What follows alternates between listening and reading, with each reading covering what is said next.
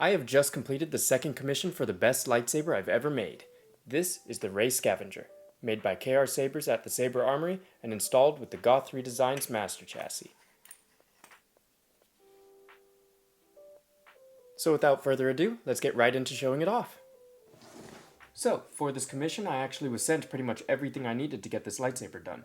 He sent me the Rey Scavenger Master Chassis DIY kit, which came with the chassis parts, the electronics, the weathered hilt, but he wanted it to be upgraded to CFX instead of Profi, so I had to go out and buy a CFX chassis from Shapeways instead of the Profi one that it came with, and he also wanted a CFX soundboard with the magnetic detection that I set up to be force activation, where you wave your hand over it with a magnetic ring, and it turns it on.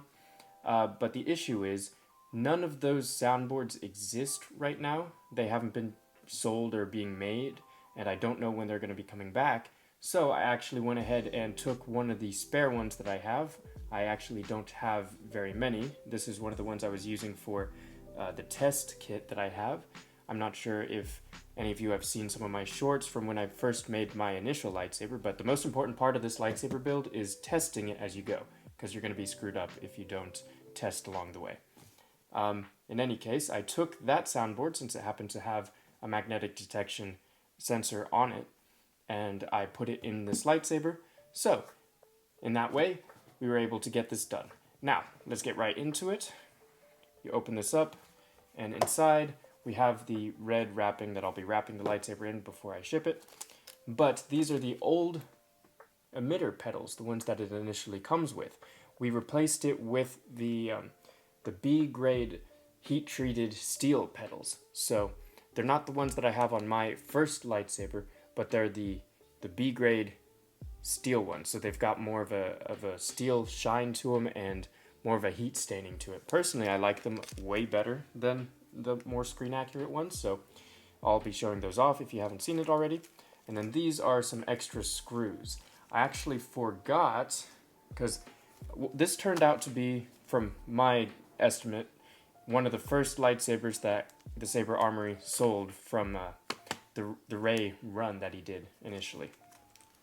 And the reason I'm saying that there's a difference is because I believe on the newer ones, because the previous lightsaber I worked on was a newer version, but my lightsaber and this lightsaber share a couple similarities. For one, the screws that hold the bottom part in place are a little bit too long, so I had to go buy some shorter screws from the Saber Armory, whereas the newer version of this hilt already comes with the shorter screws. So, I actually forgot about it, and I didn't want to take too much time to order them and have them shipped here in order for me to put them in, so I just took the shorter screws from my personal lightsaber and put them in here, and then these are the ones it initially came with.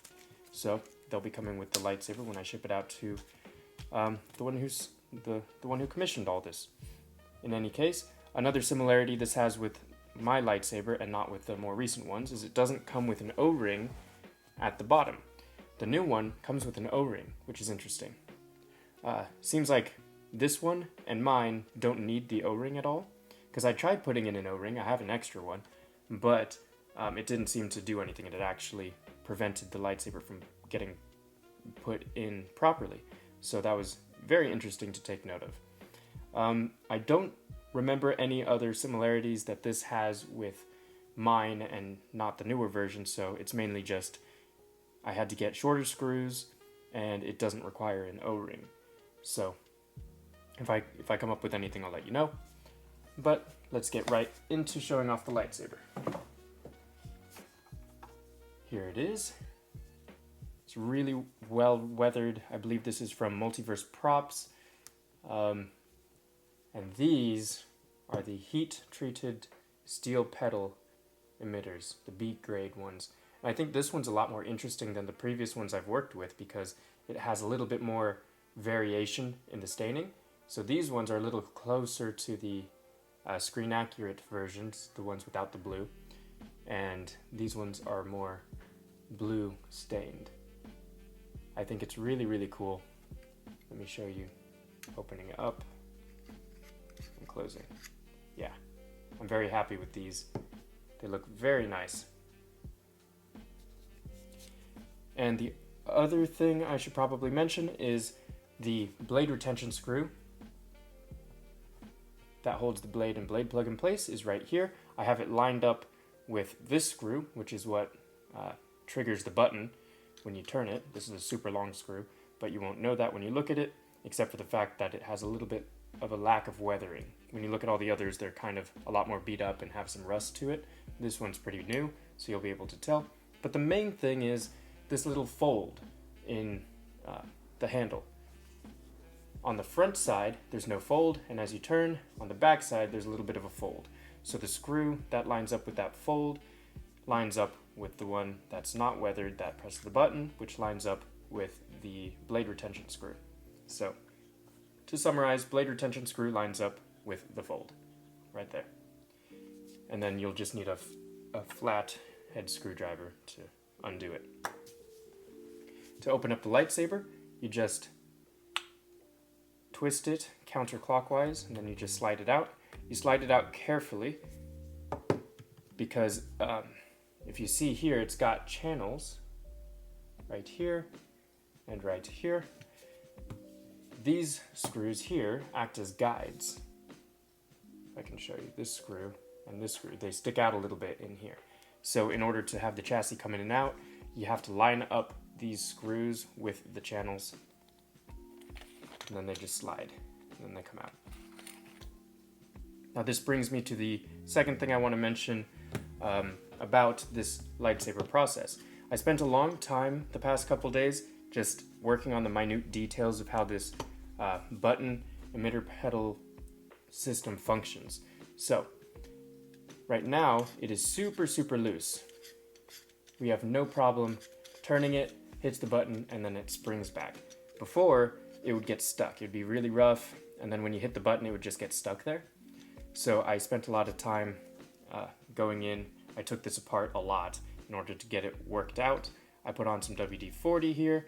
The main thing that was an issue though is when you open this, it has to open far enough for you to put the blade plug and the blade in, and then without triggering the activation button, because it's really annoying when you have to pull this all the way open, including the button, to put the blade in, and it just kind of activates it. It's really weird. So I had to figure out the proper orientation of the button system, because inside is a little bit of a button. Like you put the button module in there, and then it turns. But I found that if you turn it a little bit, while it does allow the petals to open more, it also screws up the clocking of the chassis. Because the way that the button holder works is it lines up with the little horns here from the chassis, and that's what keeps everything in line. So if you turn the button piece, then the chassis is misaligned, which means when you pull it out, it gets stuck and it doesn't slide out easily. You have to like turn it, and then it pulls the chassis out. It doesn't slide easily. With this, you slide it, it makes contact, you connect it, and then you disconnect it, and then it comes out super easy. So I did a lot of very minute changes in order to make it all work, and this is just enough where if you pull it right to the end, you can pull the blade plug out and you can put the blade in with a little bit of touching the petals. But this is about as close as I could possibly get it, because I believe it's more important to be able to take the chassis in and out easily and not have it get stuck, and then you have to be careful about wiggling it out and stuff. You still have to be careful, but it doesn't screw up. It doesn't like pull it out like that every time you try and take out the chassis. So it's perfectly in line, and you can still deal with the blade plug and the blade. Now let's get right into showing off the chassis. You may have already noticed a couple key differences, or I guess one key difference between the previous lightsaber I made, Rey chassis I made, and this one. If you look at the red wire details, I added some heat shrink, some black heat shrink.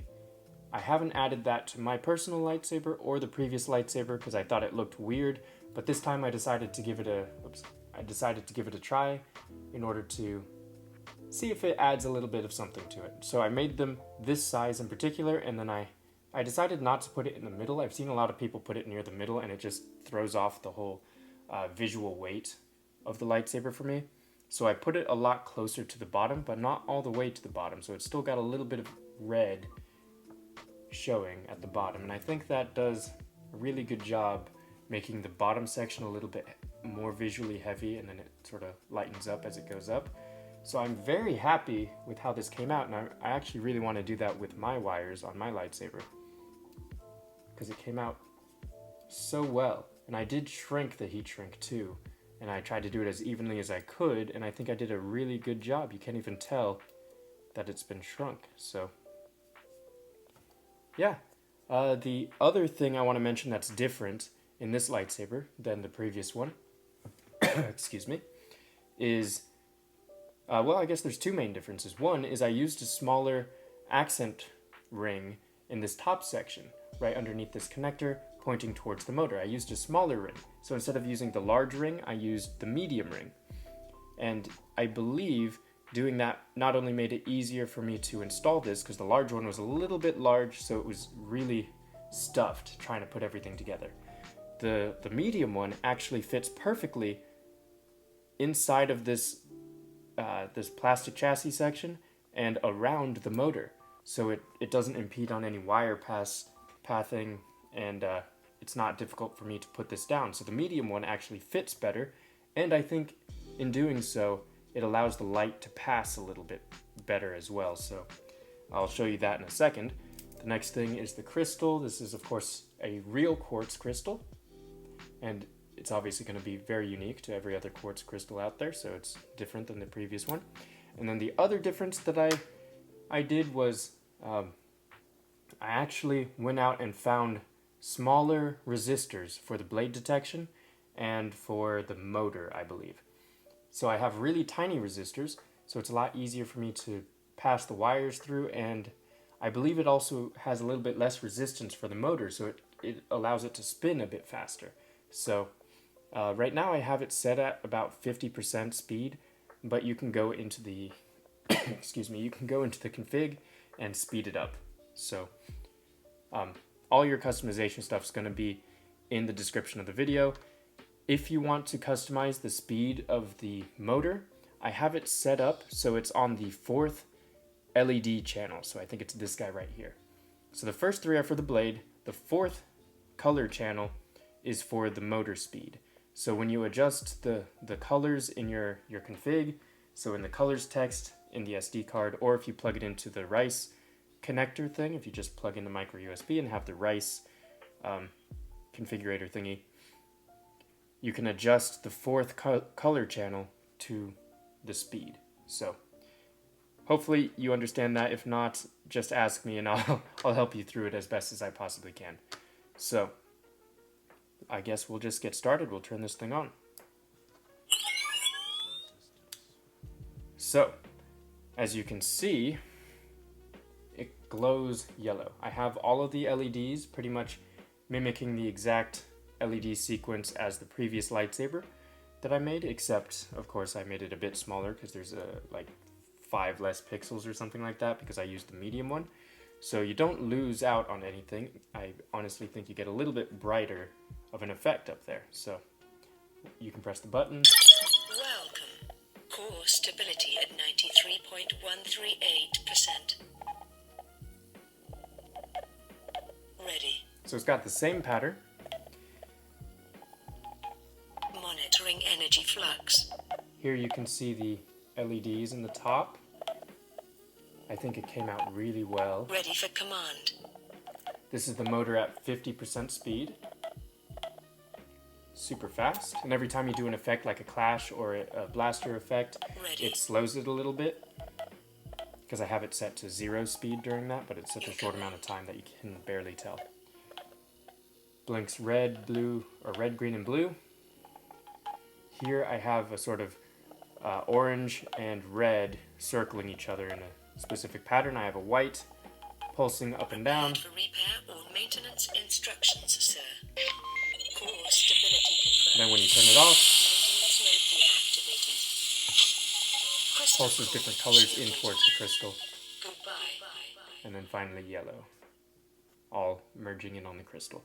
And then when it comes out, Welcome. shoots out yellow from the crystal and closes, shoots out blue, green, and then it comes back yellow into the crystal, and then back out yellow, fuels everything else, and then it goes into its normal cycle.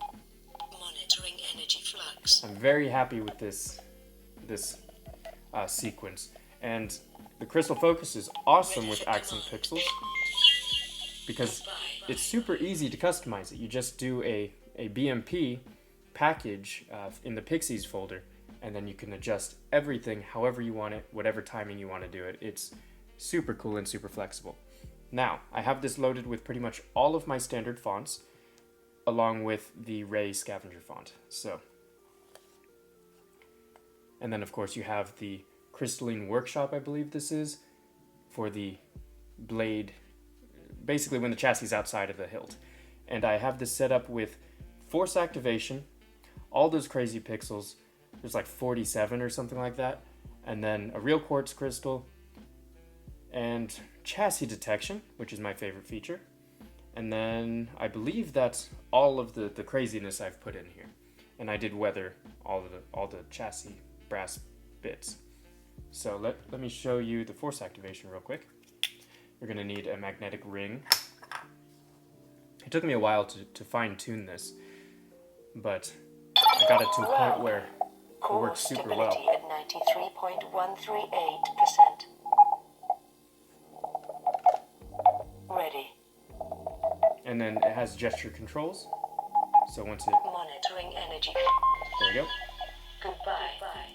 You can just twist it. And then I'll show you the chassis detection. Line up the screws and then put it all the way in.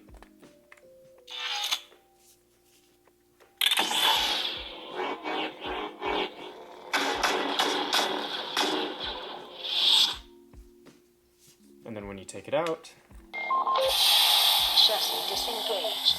Crystal core exposed. Repair and maintenance mode operational. so that's the chassis detection. It's really cool. It allows you to sort of have a lot more fun with a removable chassis.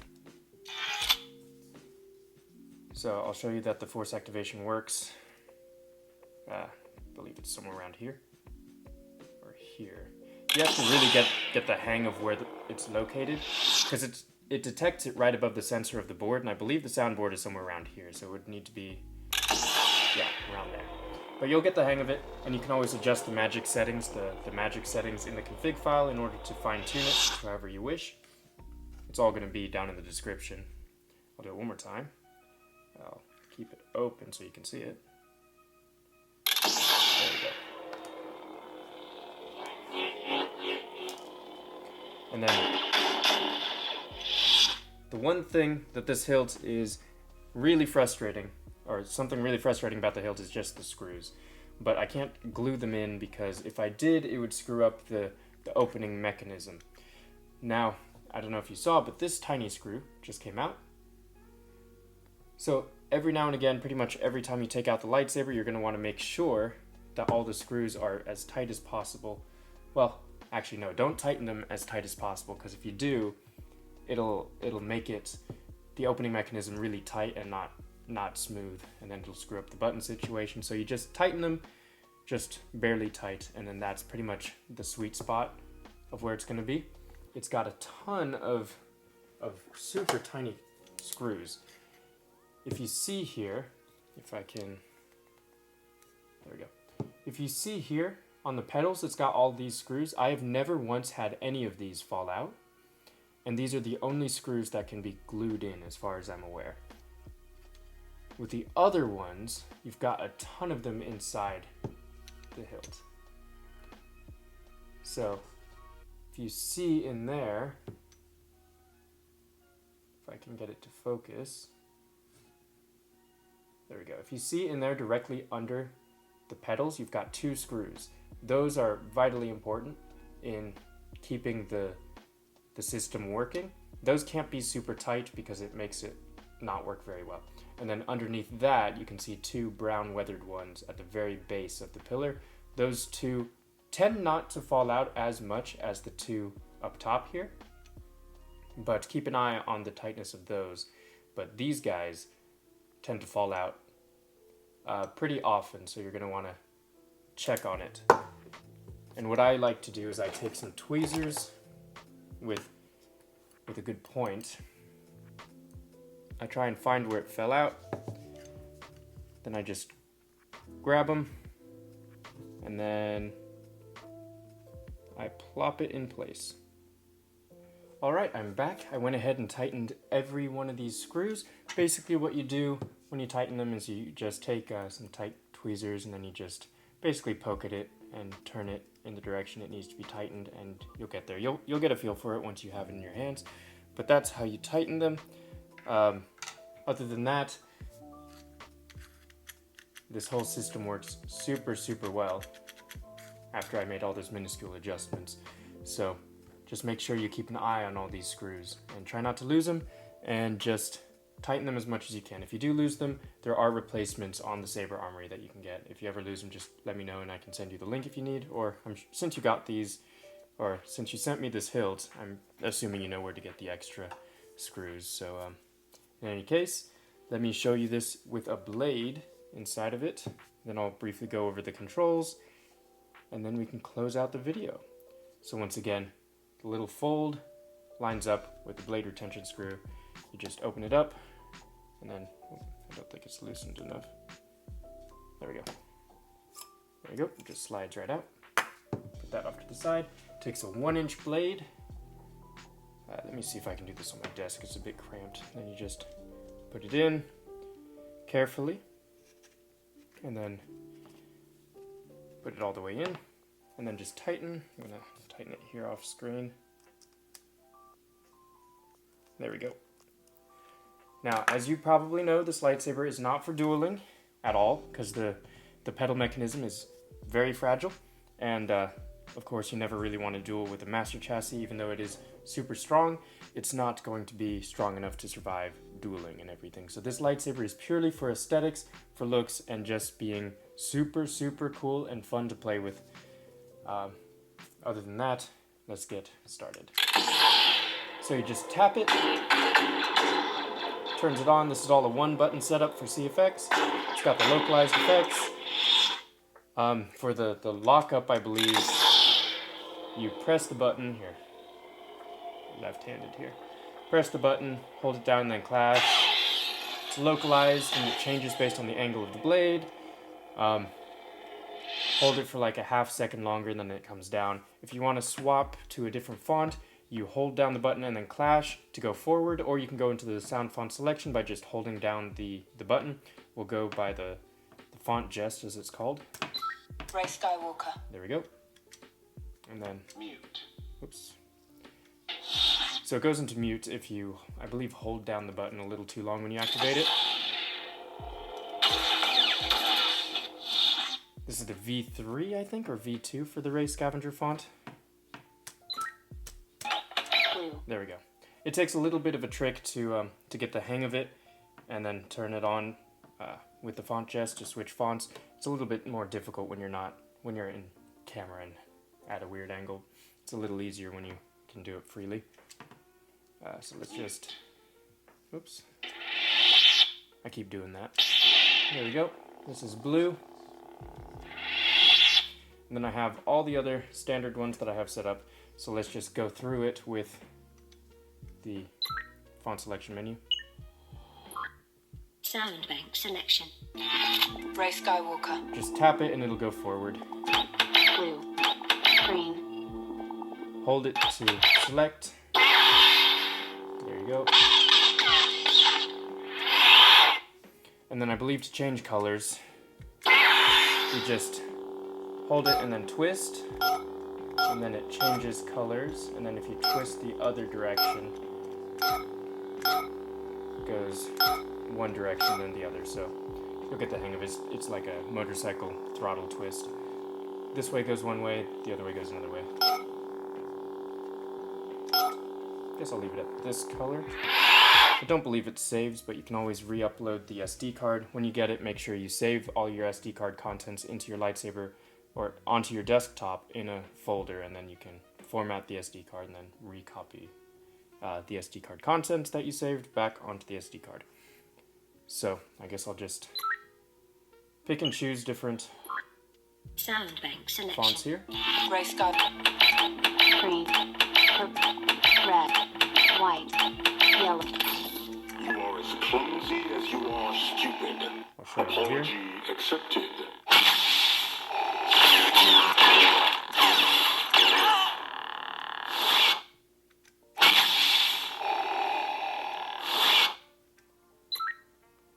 So that was red.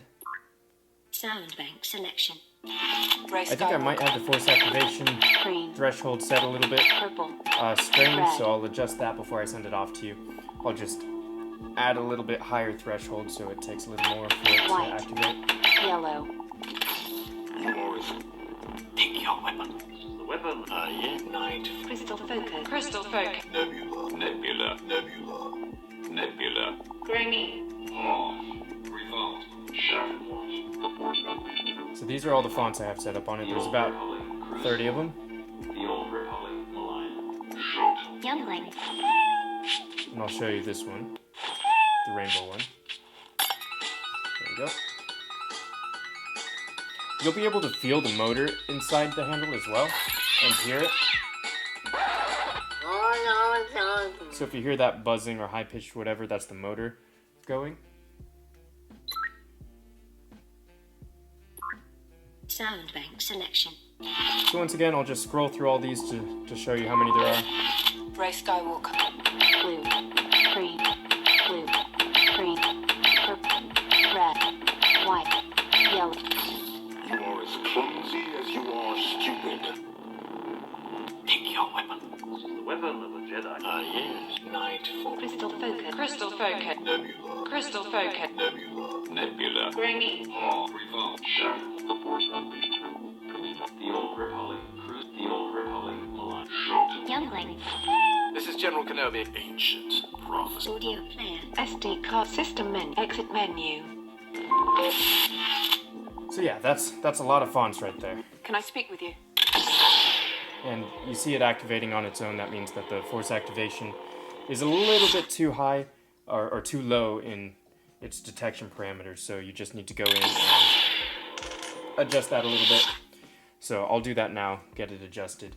But other than that, that's pretty much everything you need to know about this lightsaber. So basically just be careful with the petals. Don't duel with the lightsaber. Enjoy it for its visual awesomeness, really. The blade retention screws lined up with the folded part.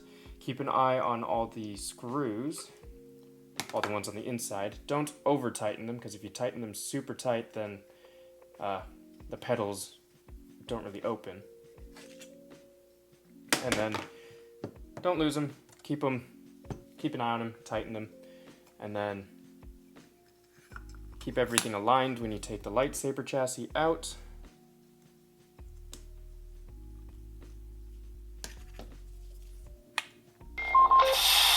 Chassis disengaged. And then if Crystal it core ever has exposed. false Repair activations, and maintenance mode it operational. means the magic threshold, the magnetic detection threshold is a little off. So Welcome. it's right over Core here somewhere. stability at 93.138%. I do, however, want to show you the Ready. crystal in different colors. And also, of course, you can open up these doors here. Monitoring energy flux. They're held in magnetically. But if you press the button and twist, Ready for command. changes colors.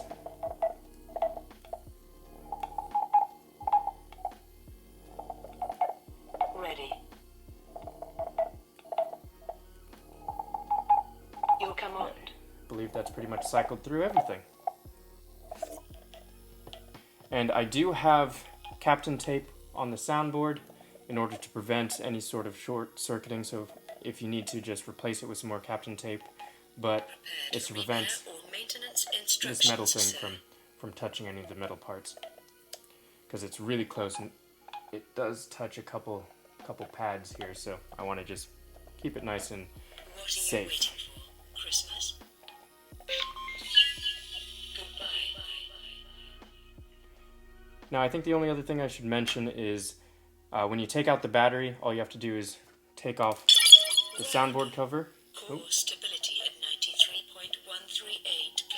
93.138%. Accidentally turned it on there. I'll definitely readjust the force activation here.